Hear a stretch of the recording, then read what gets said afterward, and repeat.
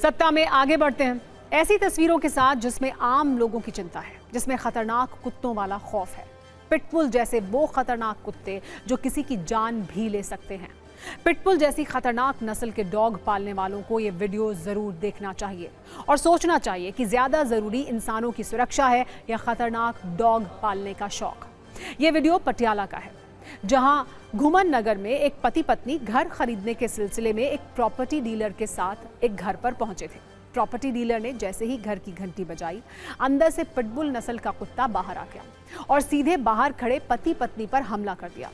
सब कुछ इतनी तेजी से हुआ कि दोनों को संभलने तक का मौका नहीं मिला। पहले पिटबुल ने महिला पर हमला किया, जिससे वो जमीन पर गिर गई, लेकिन पिटबुल उसे काटता रहा। जब पति ने उसे बचाने की कोशिश की तो खतरनाक डॉग उस पर हमला कर रहा था, जिसके बाद एक महिला घर से बाहर आई और कुत्ते पर डंडे बरसाने शुरू किए।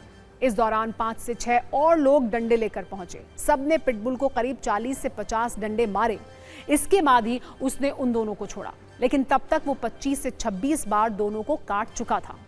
पिटबुल के हमले के बाद दोनों को अस्पताल में भर्ती कराया गया, जहां महिला की सर्जरी करनी पड़ी तो उसके पति को पैर और पीठ पर कांटे लगाने पड़े। इस घटना के बाद टांके लगाने पड़े। इस घटना के बाद पुलिस ने अज्ञात लोगों के खिलाफ मामला दर्ज कर लिया है।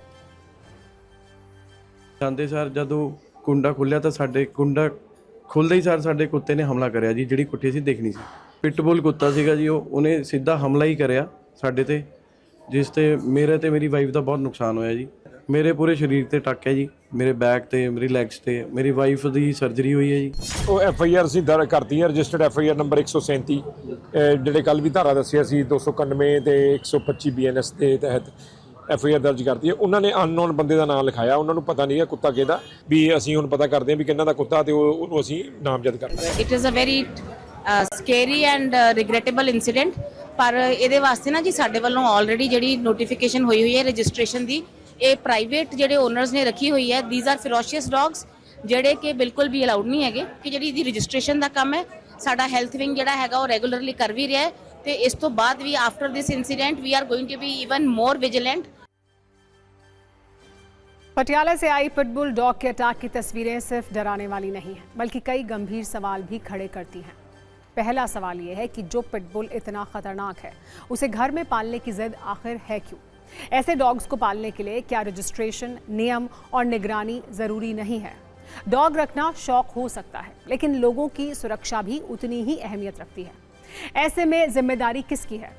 दुनिया के अलग अलग देशों में कुछ खतरनाक नस्लों पर पाबंदियां या सख्त नियम हैं, तो भारत में ऐसा क्यों नहीं है? किसी कुत्ते के हमले के लिए उसके मालिक को जिम्मेदार क्यों ना माना जाए? इससे पहले भी पिटबुल के जानलेवा हमलों ने कई मामले सामने आ चुके हैं। पिटबुल को दुनिया में डॉग्स की सबसे खतरनाक नस्ल माना जाता है, क्योंकि पिटबुल के मजबूत जबड़ों से छूटना बहुत मुश्किल है। पिटबुल डॉग अचानक बहुत आक्रामक हो जाते हैं। कई बार ये बिना किसी वजह भी हो सकते हैं। ऐसे मामले भी सामने आए हैं जहां पिटबुल ने अपने ही मालिक या परिवार के सदस्य पर हमला किया।